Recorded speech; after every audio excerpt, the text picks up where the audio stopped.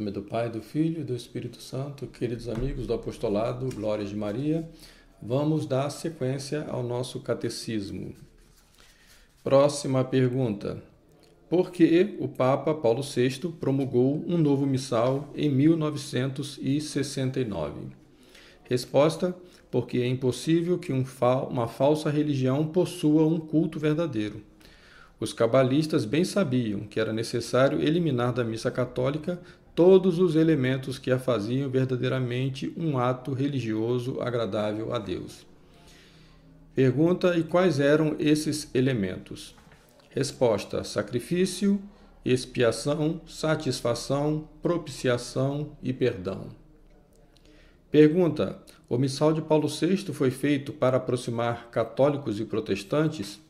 Resposta: Lutero odiava a missa justamente por ser ela um ato sacrificial. Da mesma forma, Paulo VI.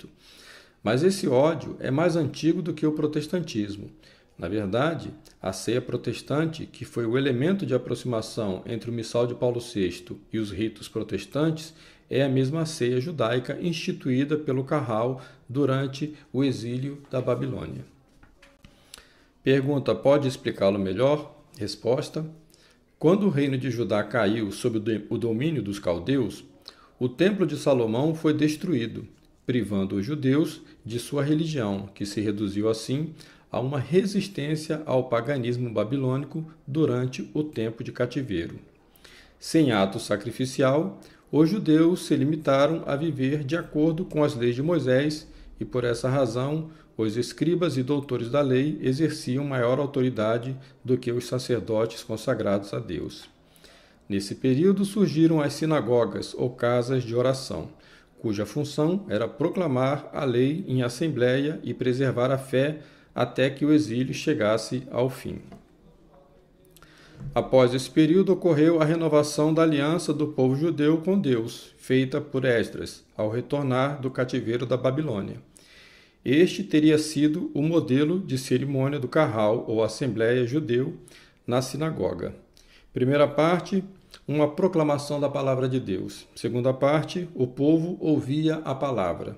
Terceira parte, ocorria a aceitação da palavra pelo povo.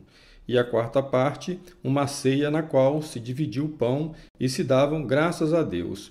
Não havia, então, nenhum sacrifício de sangue, mas apenas um sacrifício de louvor e de ação de graças, chamado sacrifício eucarístico. Próxima pergunta. Como isso foi aplicado no missal de Paulo VI? Resposta: através da doutrina do mistério pascal. Pergunta: o que é o mistério pascal?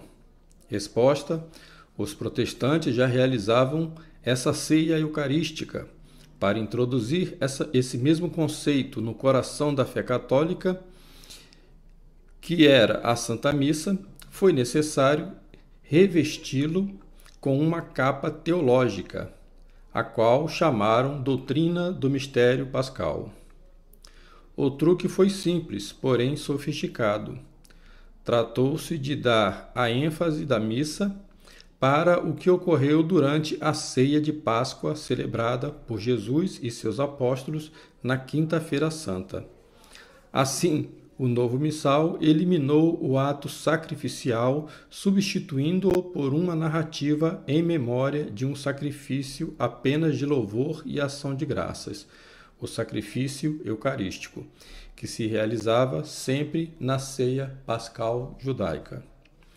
No entanto, omitiu-se que, após essa mesma ceia, Jesus instituiu verdadeiramente a missa como um ato sacrificial, antecipando sua paixão e morte que ocorreriam na Sexta-feira Santa, quando ele satisfez plenamente a justiça divina.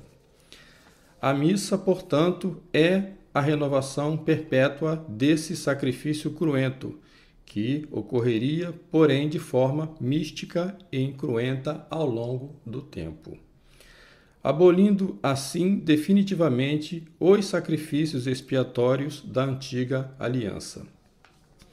O mistério pascal suprime o sacrifício da cruz e busca a ênfase no sacrifício eucarístico da ceia pascal e, sobretudo, na ressurreição, que, segundo essa mesma doutrina, não é real, mas apenas uma memória viva. E se explica também o porquê de não se falar mais hóstia, que significa vítima, hóstia consagrada, e apenas a ênfase no termo Jesus Eucarístico. Próxima pergunta. Os judeus são nossos irmãos maiores na fé? Resposta: dizê-lo é um ato de apostasia, e crer nisso é de fato negar Jesus como Cristo e Redentor.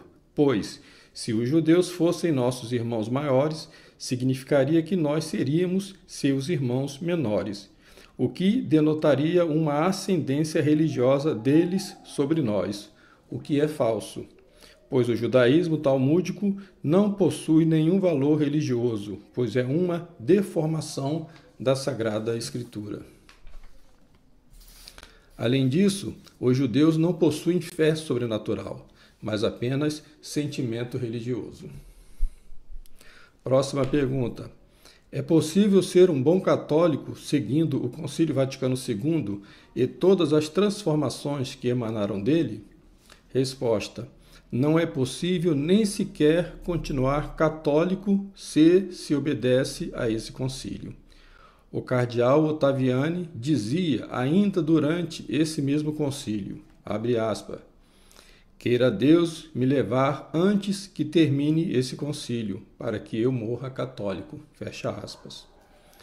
Próxima pergunta, como os católicos reagiram a tudo isso?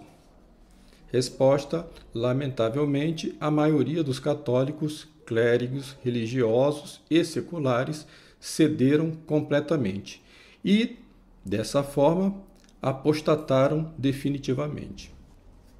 A maior parte destes cederam por obediência cega a Roma, como se tornou rotineiro dizer, abre aspas, prefiro errar com o Papa do que acertar sozinho, fecha aspas. Melhor, disse Gustavo Corsão, escritor brasileiro, quando lhe disseram para não escrever que a reforma litúrgica era uma estupidez, já que essa reforma partia diretamente de Roma. Ao que Gustavo Corsão respondeu, então é uma estupidez que vem de Roma. Em nome do Pai, do Filho e do Espírito Santo.